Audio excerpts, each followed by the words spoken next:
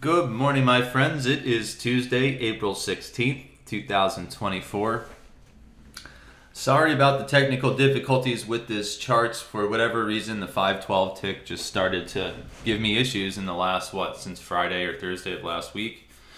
Not really sure what happened. It's the same computer, the same software, the same thing I do every morning, and yet now I'm getting some bugs with NinjaTrader. So is what it is, but let's go ahead and jump back to yesterday and take a look at what happened. Obviously, you guys remember it was a pretty heavy situation, right? The market made a pretty strong push lower. Again, not too surprising because of the situation that we're in, right?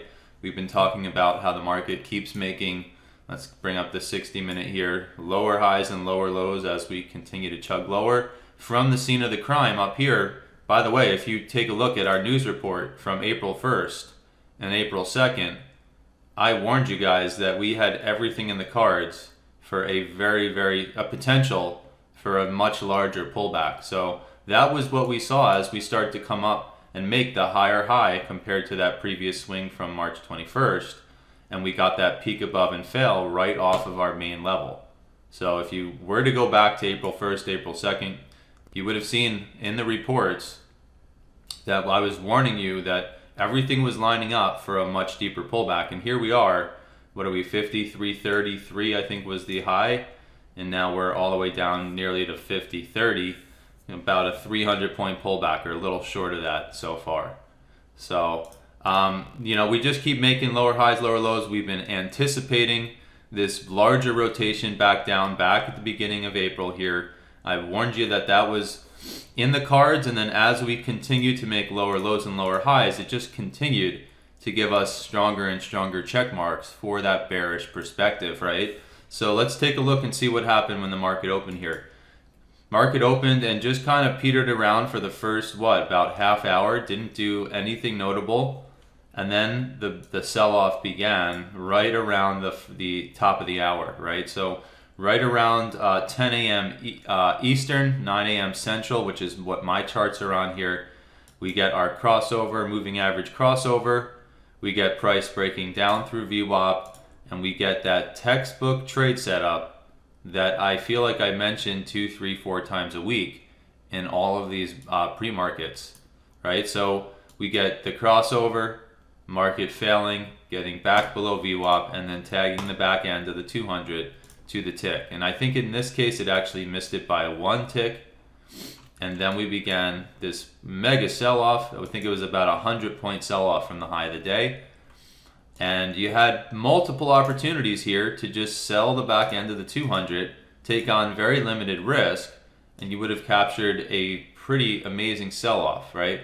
Now there was a bounce right around 51.70, one of our key roadmap levels on the chart. Started to have some trouble, and they did pop up and then fell right in front of the scaffolding. Some days it seems like they just nail them to the tick. Some days we seem to kind of be off by a point or two. It's just the stochastic nature of the market jumping around. But for all intents and purposes, bounced at 70, found trouble right around 87.5 or 87.25, our next roadmap level, and then continued to chug lower. There's the crossover once again. We're down below VWAP, and what do you know? Price comes down, uses the back end of the 200 once again. So you had, quite literally 4 or 5 perfect opportunities off the 200 yesterday. Now, did this situation work out if you would have shorted here? No, you would have taken a stop out, and that's trading, guys. You could lose nearly 50%. Or even 60% of all your trades and still make it out like a bandit in these kind of markets. So remember, you're not always going to get a perfect setup, but we do know that when price holds off these levels, they hold within a couple points, right?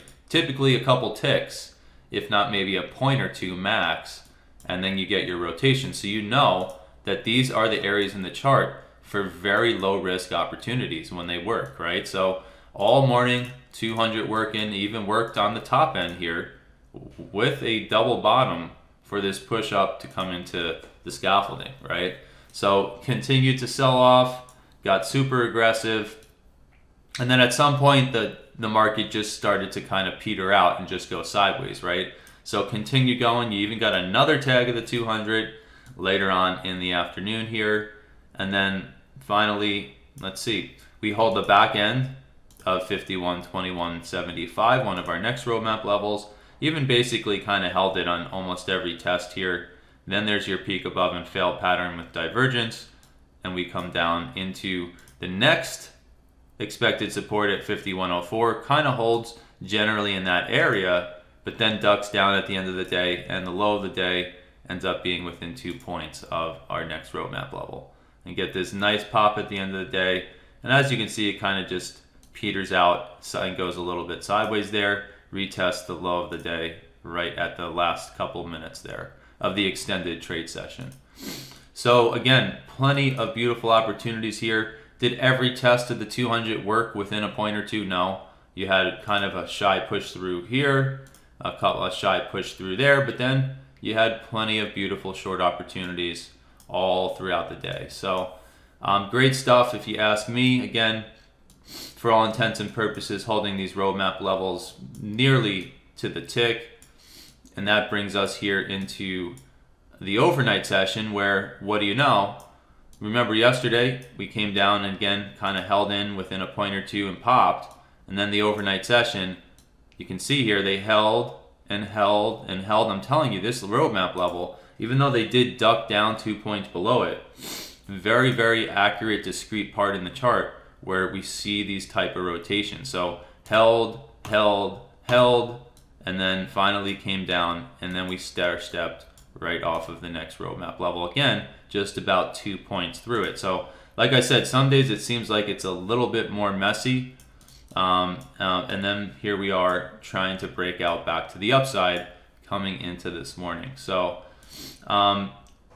in the overnight session here, again, kind of getting into a chop fest all throughout the overnight session, and then in the last hour or two, we've seen the bulls jump back in and try to pop this back up, pulling back only to bounce right off of that 04 quarter again, and now we're trying to hold at 09, which happens to be 50% of the previous day. So here we are about to jump into the open. Again, we're just shyly missing the top end at 51.2175 here, turning about point in front of it, point and a quarter in front. And we'll go ahead now and jump up to the higher time frames. And again, I do kind of want to mention the stair-step stuff we saw coming down the levels yesterday. Now we're starting to kind of step up them. Now, it wasn't perfect here. We tried to hold the previous daily low, kind of peeked into it, but now here we come and we're stepping once again, right? So pretty cool if you ask me. Let's go ahead and jump up to the higher time frames.